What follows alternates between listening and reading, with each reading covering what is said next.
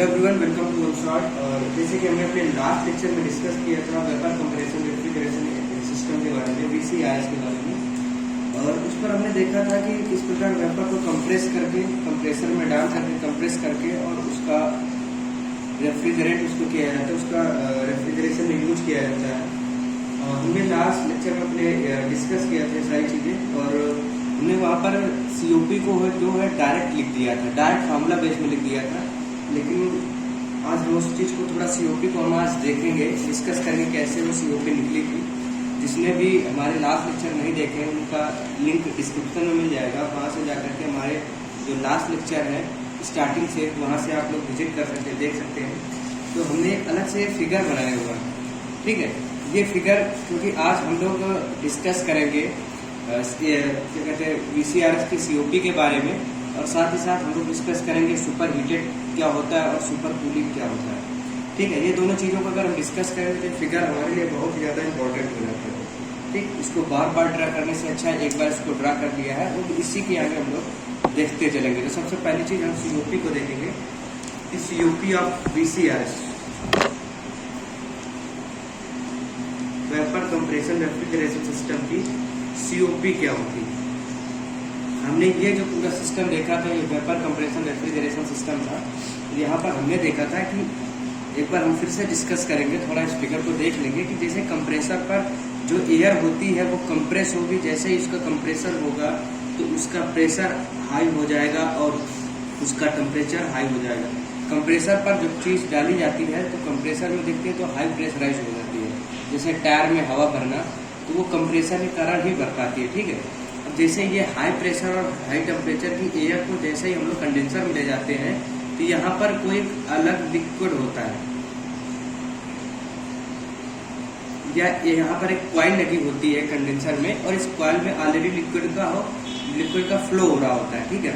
तो जैसे ही इस एयर को हम लिक्विड में ऐसे ही पास कराते हैं तो ये हमारा ठंडा हो जाता है। ये जो होता है वेपर होता है, वो वेपर ठंडा हो जाता है, और जैसे वेपर को जानते हैं हम ठंडा करेंगे, कूल करेंगे, तो वो लिक्विड के फॉर्म में आ जाता है। तो ये जो सुपर हीटेड जो वेपर थी, जो सैचुरेटेड वेपर, सॉरी ये जो सुपर हीटेड वेपर थी, इस जगह हमने सैचुरेटेड लिख दिया, इस जगह सुपर हीटेड है।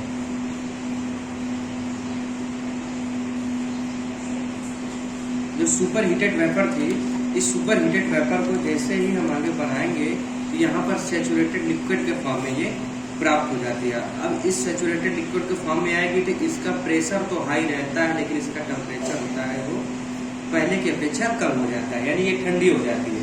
जब ठंडी हो जाएगी तभी वेपर से लिक्विड के फॉर्म में आ पाएगी। और जैसे ही इसको हम एक्सपेंशन वाल्व में लाते हैं, एक्सपेंशन वाल्व में क्या होता है, एक कैपिलरी ट्यूब होती है, बहुत ही पतली ट्यूब होती है।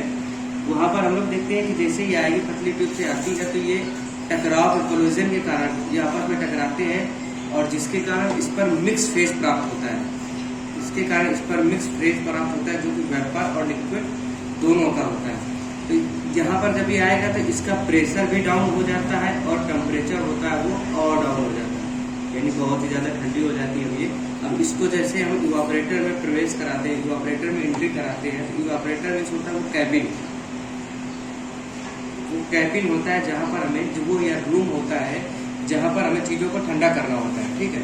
तो जैसे उस प्लेस पर आते हैं जहाँ पर हमें चीज़ों को ठंडा करना होता है, तो यहाँ इस रूम की हीट को ये रेफ्रिजरेंट एब्जॉर्ब कर लेता है, यानी यहाँ की हीट को ये रेफ्रिजरेटर ले लेता है। तो यहाँ अंदर का जो इसका एटमॉस्फेयर हो जाता है वो ठंडा हो जाता है, और जो रेफ्रिजरेंट होता है वो हमारे सुपर हीटेड सैचुरेटेड वेपर के फॉर्म में आ जाती है।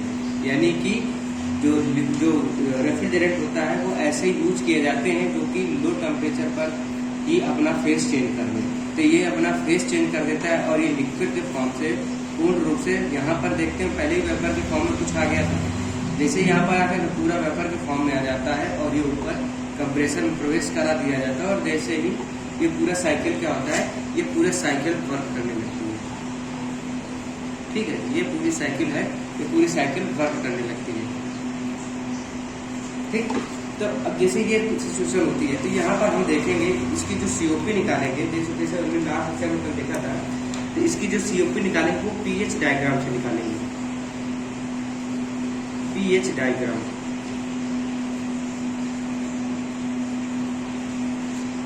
पीएच डायग्राम से इसकी सीओपी निकालेंगे।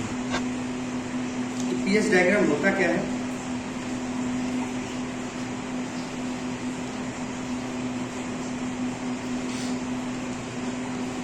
यानी प्रेशर और एंथैल्पी के रेस्पेक्ट में जो डायग्राम होता है उसको हम पीएच डायग्राम कहते हैं।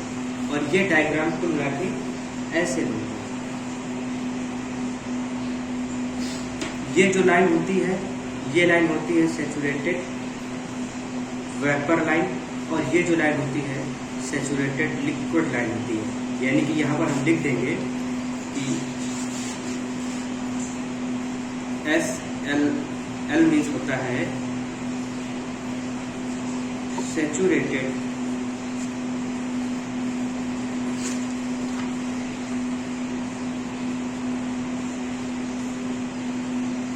लिक्विड लाइन, और SV.L का मतलब होता है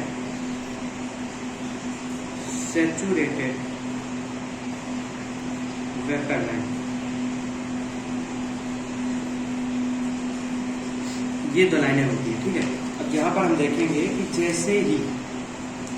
जैसे ही हमने प्रोसेस, ये वन था, वन से प्रोसेस, सॉरी ये प्रोसेस 1 था, 1 से प्रोसेस 2 हुआ, प्रोसेस 2 से प्रोसेस 3 हुआ, प्रोसेस 3 से प्रोसेस 4 हुआ, और ये प्रोसेस 4 से प्रोसेस 1 हुआ, ठीक है। तो जैसे यहाँ पर हम देखते हैं कि जैसे हम प्रोसेस 1 से 2 जाते हैं, जैसे प्रोसेस 1 से 2 जाते हैं तो हमारा जो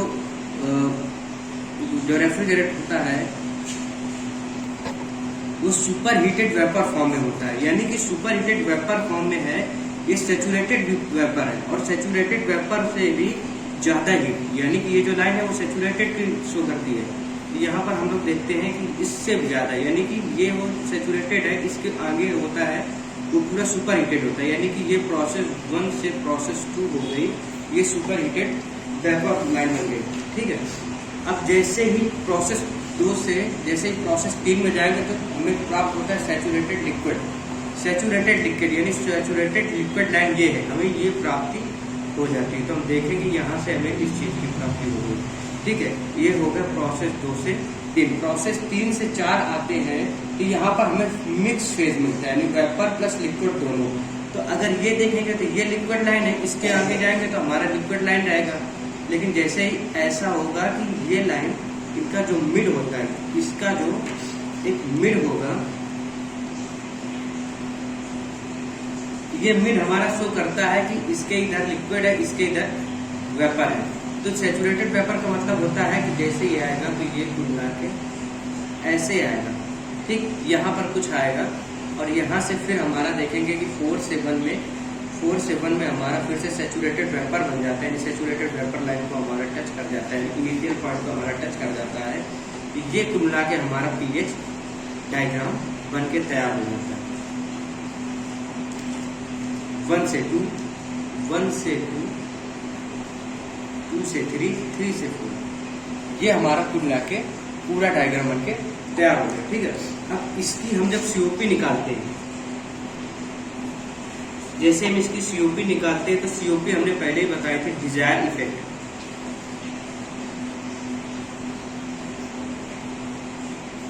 डिवाइडेड बाय वर्क डन,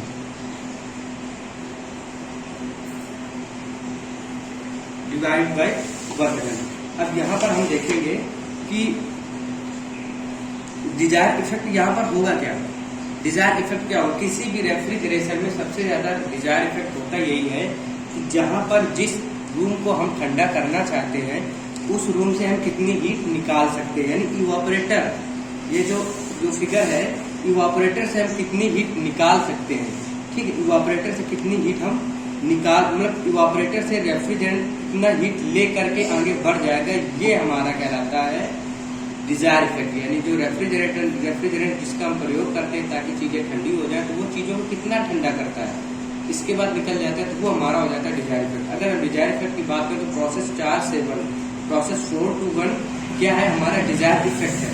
तो हमारे यहाँ पर देखेंगे तो प्रोसेस 4 to 1 ये हमारा डिजायर इफेक्ट हो जाएगा, यानी एच के फॉर्म में देखेंगे तो 4 से 1, तो हम लिख सकते हैं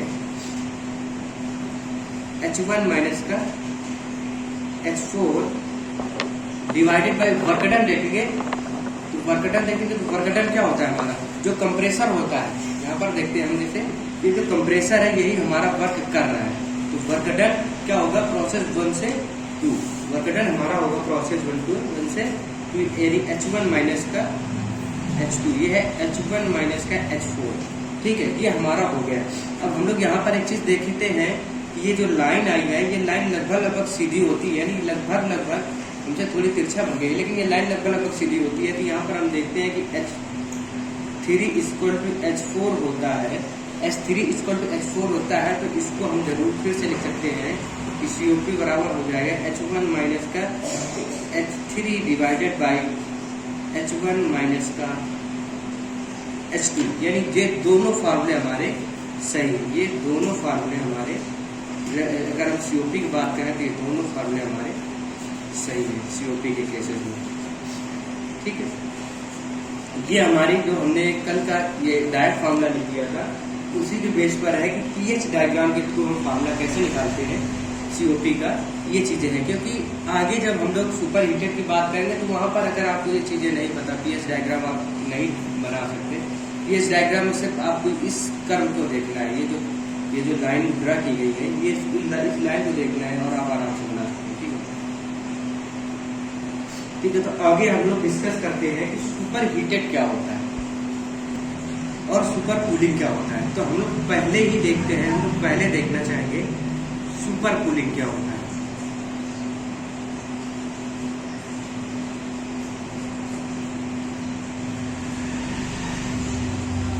सुपर कूलिंग क्या होता है, ठीक है, सुपर कूलिंग क्या होता है। तो हम लोग जैसे ही इस प्रोसेस को देखते हैं, ये जो हमारा ओवरऑल व्यू है, इसको हम जब देखते हैं तो हम लोग को पता चलता है कि सुपर कूलिंग यानी हम इस रेफ्रिजरेंट को हम कूल कहाँ पर करते हैं, कंडेंसर में करते हैं, कंडेंसर में वेपर को कूल करके लिक्विड के फॉर्म में लाते हैं। यानी यहाँ पर अगर हम कंडेंसर में ऐसा कुछ कर दें कि ये लिक्विड के फॉर्म में बदले, लेकिन जो सैचुरेटेड लिक्विड के फॉर्म में है ये और ठंडा हो जाए, ये और कूल हो जाए, तो ये हो जाएगा सुपर कूलिंग, ठीक है। तो अगर हम सुपर कूलिंग की बात करें तो सुपर कूलिंग को हम आराम से ये चीज हम सुपर कूलिंग में लिख सकते हैं कि जब कंडेंसर से निकलने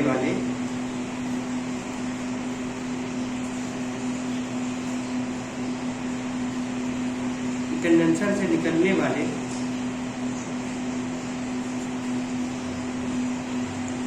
रेफ्रिजरेंट को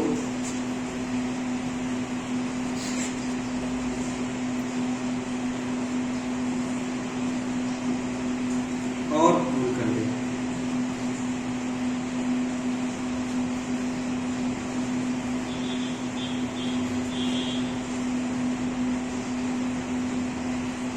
तो रेफ्रिजरेंट सैचुरेटेड लिक्विड की जगह में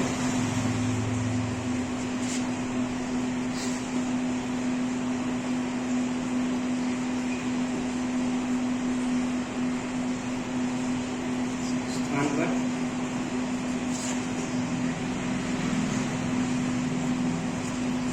सुपर कूल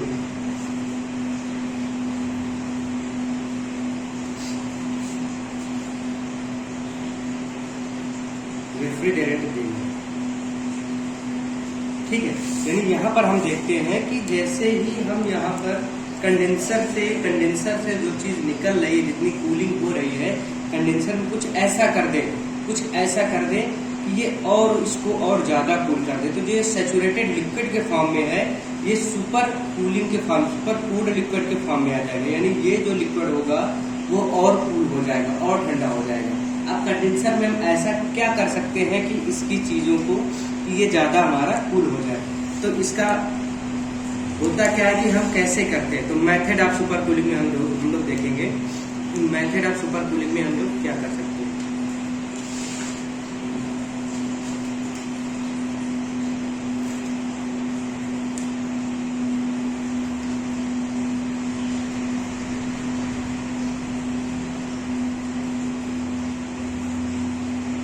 देखेंगे कि मेथड ऑफ सुपर कूलिंग में हम लोग क्या कर सकते हैं, सुपर कूलिंग कैसे कर सकते हैं। तो ये जो हमारा कंडेंसर के अंदर ये जो कॉइल लगी है, हम लोग एक चीज देखते हैं कि ये जो कंडेंसर है, मेथड ऑफ सुपर कूलिंग में हम लोग देखते हैं कि ये जो मान लीजिए जो कंडेंसर बना, ठीक, ये हमारा कंडेंसर है।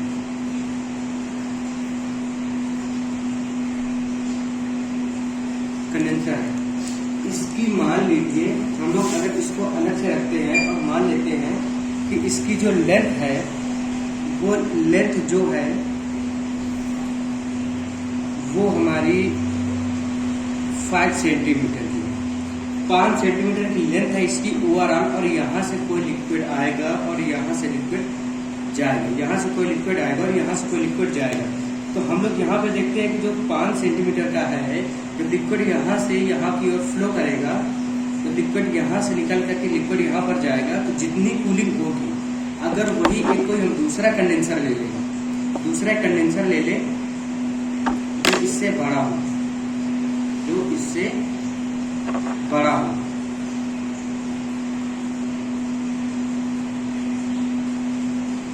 और इसकी जो लेंथ है वो 7 सेंटीमीटर है, इसकी जो लेंथ है वो 7 सेंटीमीटर है। अब हम यहाँ से देखेंगे कि जो कंडेंसर यहाँ से निकल कर जाएगा वो 5 सेंटीमीटर का है, जो लिक्विड यहाँ से निकल के जाएगा वो 5 सेंटीमीटर में जाएगा, मतलब 5 सेंटीमीटर के डिस्टेंस को तय करेगा। जो लिक्विड यहाँ से जाएगा 7 सेंटीमीटर के डिस्टेंस को तय करेगा।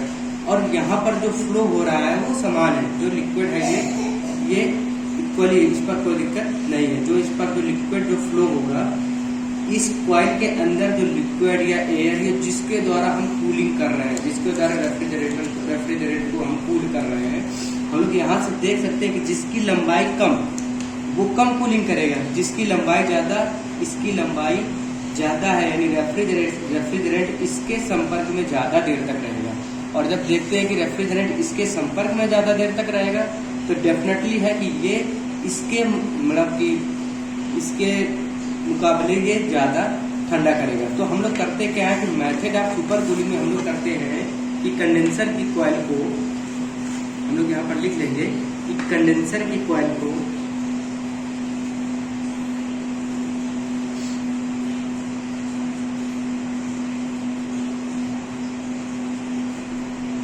कंडेंसर की कॉइल की लेंथ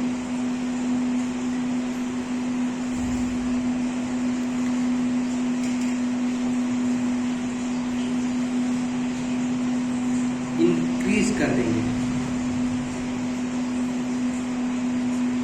कंडेंसर की कॉइल की जो लेंथ है उसको इंक्रीज कर देंगे तो हमारा सुपर कूलिंग की प्रोसेस पॉसिबल हो जाएगी। ठीक है,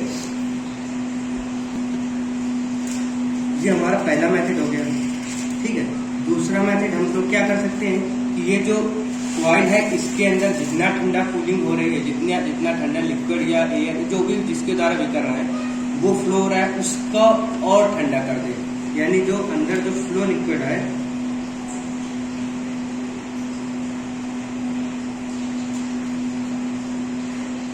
फ्लो ऑफ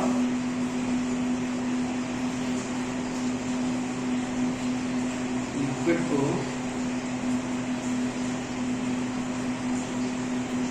और कूल कर दे, और कूल कर दे। जो फ्लो है, जो लिक्विड के जो फ्लो है उसको हम और कूल कर दें। इसके द्वारा भी हम चीजों को कर सकते हैं। ठीक है, और आगे हम देखते हैं कि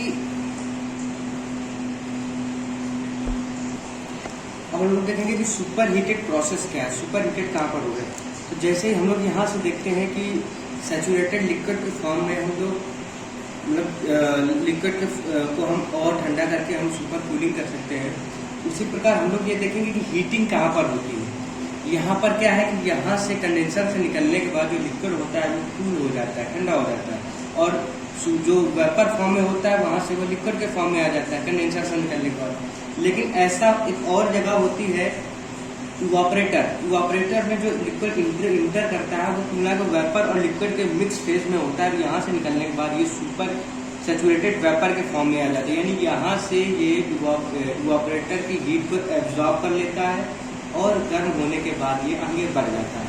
तो सुपर कूलिंग क्या होता है और इसके सुपर हीटेड क्या होता है, और इसके बाद जो कंप्रेसर होता है, कंप्रेसर पर क्या कहते हैं, रेफ्रिजरेंट कंप्रेस होकर के और सुपर हीटेड के फॉर्म में आ जाता है। और इसको भी हम कैसे और अधिक गर्म और अधिक हीट दे सकते हैं, इसको और हम कैसे हीट दे सकते हैं, तो उस चीज़ को हम देखते हैं। कि उस चीज़ को देखने के लिए अगर हम इवापरेटर से ज़्यादा हीट निकाल लें, इवापरेटर से हम ज़्यादा हीट निकाल लें और इवापरेटर से ज़्यादा हीट निकाल के जब कंप्रेसर के दे दें, तो कंप्रेसर और अधिक कंप्रेस कर दे क्या कहते हैं रेफ्रिजरेंट को, तो ये और अधिक हीट को एब्जॉर्ब, मतलब और अधिक हीटेड हो जाएगा। तो सुपर हीटेड क्या कहलाता है कि इवापरेटर से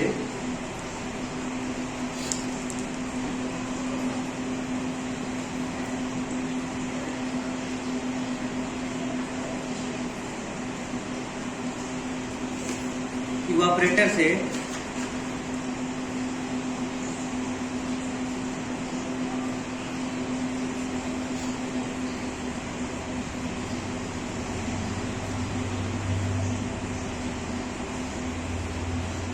इवापरेटर से अधिक हीट निकालकर रेफ्रिजरेंट कंप्रेसर में जाता है,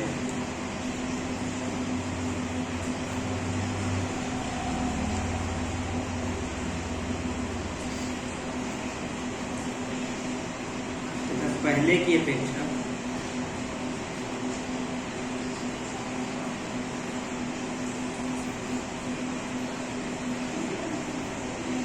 कंप्रेसर से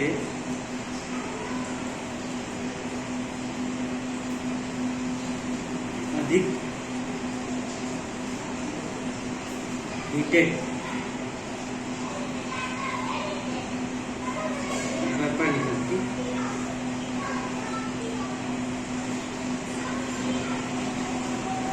यानी कि इवापरेटर से और अधिक वेपर, हीटेड वेपर निकलती है। ठीक है, जैसे एक बार इसको हम फिर से देख लेते हैं। अगर हम को अगर ये जितना काम कर रहा है, अगर इसको हम थोड़ा और एफर्ट दे दें तो ये और अच्छे से काम करेगा। कहने का मतलब सिर्फ इतना ही है कि अगर हम इवापरेटर से जितनी हीट निकाल रहे हैं, इवापरेटर से रेफ्रिजरेंट जितनी हीट निकाल करके आगे बढ़ता है, अगर उसको और थोड़ी हीट मिल जाए, और थोड़ी हीट मिल जाए, तो ये क्या करेगा, ये आगे कंप्रेसर जो होता है वो कंप्रेसर और अधिक कंप्रेस कर देगा और उधर और ज़्यादा उसको हीटेड कर देगा। तो जो सुपर हीटेड थी वो और अधिक हीटेड हो जाएगी। सिर्फ सुपर हीटेड का मेथड सिर्फ उतना ही है। अगर हम इनके डायग्राम के बारे में देखें कि सुपर कूलिंग का डायग्राम क्या होता है और सुपर हीटेड का डायग्राम क्या होता है, तो हम यहाँ पर देख सकते हैं। पहली चीज़ हम यहाँ पर सुपर कूलिंग का डायग्राम देखेंगे।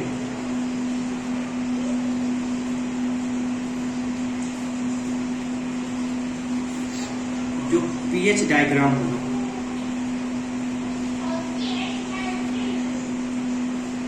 पीएच डायग्राम होगा, यहाँ पर देखते हैं कि यहाँ पर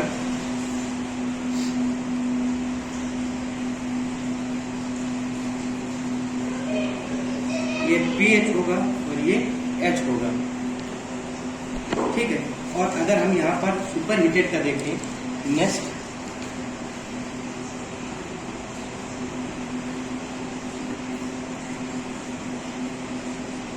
सुपर हीटेड का देखें तो यहाँ पर भी ये हमारा T होगा और ये हमारा H होगा, ये हमारा जैसे था। ठीक है, ये दोनों फिगर हम लोग एक साथ इनको डिस्कस करेंगे, बहुत ही अच्छे से समझ में आएगा। हम यही प्रयास करेंगे जितना अच्छे से समझा सकें। ठीक है, तो ये हमारा होता है, सबको पता है, ये हमारा होता है सैचुरेटेड वेपर लाइन, ये हमारा होता है सैचुरेटेड लिक्विड लाइन, ये हमारा होता है सैचुरेटेड वेपर लाइन और ये हमारा होता है सैचुरेटेड लिक्विड लाइन। अब जैसे ही हम देखते हैं प्रोसेस 1 से 2, अगर हम इसको रखते हैं बगल में और इसको रखने के बाद अगर हम इसको देखते हैं, जस्ट सेकेंड, इसको हम थोड़ा सेट कर लेते हैं। जैसे इसको हम देखते हैं कि हमें सैचुरेटेड लिक्विड को हमें सुपर कूल करना है, हमें सुपर कूल करना है, तो हमें क्या करना पड़ेगा। यहाँ पर हम लोग देखेंगे कि जैसे ही हम प्रोसेस 1 से प्रोसेस 2 में जाते हैं तो हमें सुपर हीटेड वेपर फॉर्म प्राप्त होता है। यानी कि ये जो प्राप्त हुआ ये हमारा सुपर हीटेड वेपर फॉर्म प्राप्त हुआ। अब यहाँ से हम लोग जब 2 से 3 में जाते हैं तो हमें सैचुरेटेड लिक्विड फॉर्म प्राप्त होता है। यानी जैसे ही हम यहाँ से ऐसे आएंगे तो हमें ये 2 से 3 में आएंगे तो हमें सैचुरेटेड लिक्विड फॉर्म प्राप्त होता है। लेकिन ये जो फॉर्म प्राप्त होगा ये सैचुरेटेड लिक्विड न प्राप्त होकर के हमारा सुपर कूल्ड प्राप्त होगा, यानी थोड़ा सा और अधिक कूलिंग होगी। और यहाँ से हम लोग यहाँ से इसको ऐसे साइड में बना सकते हैं। और हम लोग अब यहाँ से देखते हैं कि अगर कोई चीज़ जब 3 से हम लोग वापसी आती थी, तो जब 3 से जब वापसी आती थी तो ऐसे आकर के और ऐसे मिल जाती थी पहले वाले से। यानी यहाँ से जब वो क्या कहते हैं वेपर लिक्विड फॉर्म में आता था तो यहाँ वेपर लिक्विड फॉर्म में आता था और ये यहाँ से ऐसे मिल जाता था। इसके बाद फिर से हमारे ये सैचुरेटेड वेपर लाइन को हमारा टच कर लेता था, ठीक है। लेकिन जैसे ही हम यहाँ से 3 से ना जाकर के ये 3 डैश चला गया और अब ये लाइन जो प्राप्त होगी वो लाइन अब ये इधर ऐसे प्राप्त होगी और ये ऐसे, तो ये हो जाएगा हमारा 4 डैश, ये हमारा हो जाएगा 4 डैश। ये हमारा pH डायग्राम बनेगा, यानी कि कह सकते हैं प्रेशर और एंथैल्पी डायग्राम, ठीक है। और ऐसे अगर हम सुपर हीटेड डायग्राम को देखें तो हमारा सुपर हीटेड डायग्राम में क्या होगा कि जो हमारी पहली प्रोसेस होगी वो आराम से जैसे ही हुई थी पहले ही, यानी यहाँ से ये जाएगा आराम फर्स्ट से सेकेंड से हमारा ये सुपर हीटेड क्या कहते हैं सैचुरेटेड लिक्विड के फॉर्म में जाएगा, यानी कि 2 से 3 प्रोसेस। और 3 से ये मिक्स फेज के फॉर्म में जाएगा, यानी 3 से 4 प्रोसेस। इसको हम थोड़ा ज़्यादा नीचे डालेंगे, यही से इसको हम करेंगे, ठीक है। और ये हमारा 3 से 4, ये हमारा 4 से 1 पूरा एक साइकिल बन रहा है। लेकिन जैसे ही हम देखेंगे कि जब हम ये यहाँ इवापोरेटर से जैसे हम हीट को ज़्यादा निकाल करके कंप्रेसर में डालेंगे और कंप्रेसर और अधिक हीट कर देगा तो प्रोसेस 1 से 2 नेक्स्ट सर्कल पर ये ना रह करके नेक्स्ट सर्कल पर ये ऐसे आ जाएगी। और ऐसे आने के बाद ये कुल मिला के कहीं ऐसे हो जाएगी, यानी कि ये हो जाएगा हमारा 2 और ये हमारा हो जाएगा 2 डैश, ठीक है। और ये हमारा हो जाएगा 1 से 2 डैश होगा, क्योंकि ये सुपर हीटेड है। और ये 2 से होगा और ये 3 और ये 4, ठीक है। तो इस प्रकार से हमने देखा कि सुपर कूलिंग क्या होता है, सुपर हीटेड क्या होता है और इनके डायग्राम क्या होते हैं, ठीक है। Thank you very much.